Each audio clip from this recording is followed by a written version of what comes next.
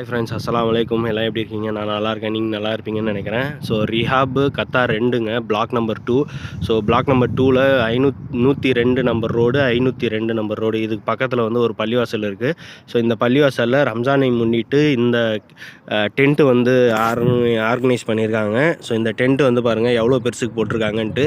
So இந்த வருஷம் தாங்க மாஷா அல்லாஹ், இந்த வருஷம் ரொம்ப பெருசாக போட்டிருக்காங்க. போன வருஷம் வந்து பார்த்திங்க அப்படின்னா சும்மா சின்னதாக ஒரு டென்ட்டு போட்டாங்க. பாதி பேர் வந்து பார்த்திங்கன்னா வெளியில் உட்காந்து சாப்பிட்ற மாதிரி தான் இருந்தது. கால்வாசி பேர் தான் உள்ளார உட்காந்து சாப்பிட்ற மாதிரி இருந்தது.